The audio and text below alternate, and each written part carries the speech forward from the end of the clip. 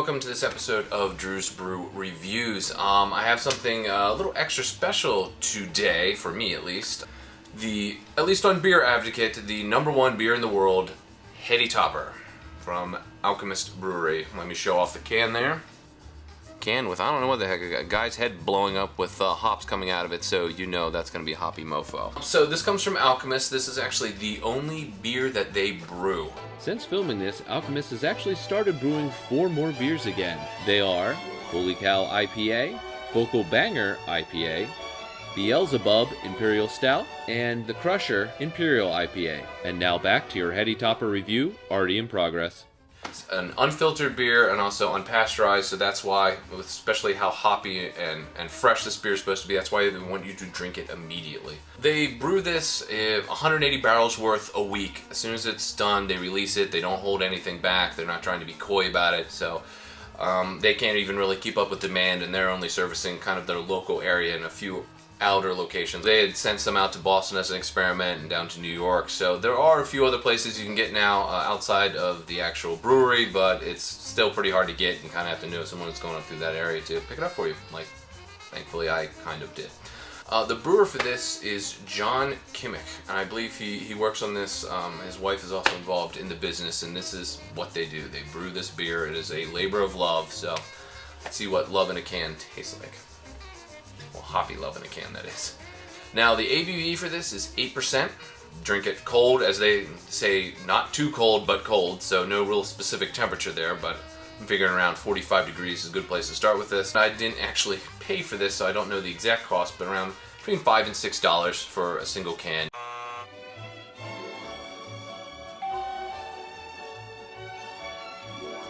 And it's available year-round. Now, you notice I have no glassware whatsoever behind me. That's because they recommend you drink this straight from the can. So that's exactly what I'm going to do. Well, the aroma from this, just from the initial like airlock release that you get, is just this hoppy, floral mustiness, like you're just rubbing your hands in with the hops and just releasing all those aromatics. And wow. So it's a really nice aroma, really straightforward, like mega hoppy. I was not expecting it to be quite, I knew it was going to be hoppy. I was, thinking there might be a few other notes in there. I know it's supposed to be a very fruity beer, very citrusy, maybe notes of orange and grapefruit, but really that hop is just in your face. I do just a little bit of home brewing, and some of the hops that we've messed with over time, like some of the Cascade, trying to think, the Chinook. I mean, a lot of the ones, there's something about the freshness of having that hop there and being able to smell it. Even though it's been off the vine for a little while, you still get these really rich, floral, earthy, like piney hop aroma, and that's exactly what you get out of this can. It smells like there are hops soaking in there right now. Beautiful aroma. Really, really makes me want to get in there and try this, so I'm not going to delay anymore and do that. This is a crazy heavy hop beer. This is not for people that are on the maybe I like IPAs. This is a blast of just hop flavor. Just about all the citrusy hop flavors that you've ever had in an IPA are kind of all in here, condensed down, made musty, and just with a hit of this kind of dirty bitterness at the end, which is really nice, actually. It does have just a bit of a tea quality to it, like a floral tea with like a wedge of orange kind of on the glass, maybe with just a little bit of an orange flavor in there. It's kind of where some of the citrus comes from.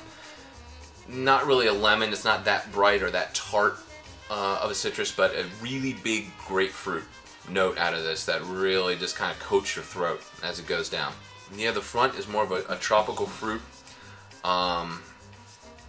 maybe a little pear there a bit, where you kind of have the citrus notes, but where it's a little bit duller, it doesn't have as much sweetness. The ABV for this, I think, is spot on. That 8%, it makes, gives it a nice heavy mouthfeel, but not too heavy, allows the lightness of the hops to come through, and keeps the beer complex without making it feel limp or that it's watery. It does have a body to it, which is very, very nice. Now, I believe there's a bit of a maltiness to it. It's really in the background though. I think the sweetness is just kind of there to hold those different citrusy hop flavors together. Perfect mixture of hops and getting those different hop flavors out of it. I think if I was a little bit better versed on the individual hops and what they add, I could really, really appreciate this beer for how it features all these individual elements that the hops provide in this, the different ones that they use to concoct the Heady Topper. Overall, yeah, I have to say absolutely recommend it, especially if you like IPAs. Even someone that doesn't, I think it would be a fun thing to try to really taste something that's ultra fresh, ultra hoppy. Absolutely worth it. I'm glad I finally got the chance to do it. Completely recommended for me. It's great out of the can. We'll see how it is out of the glass. Like I said, I'm just gonna pour a little bit so we can see that. I'm gonna include that, I think, in the second opinion. Really glad I got to try it, and I hope other people get that opportunity as well. So for Drew's Brew Reviews and Alchemist, Heady Topper, cheers. Go to drewsbrewsreviews.com for more video and written beer reviews. Follow me on Twitter at drewbrewreviews, leave off the first two S's for savings, for the latest on big beer releases and PA events.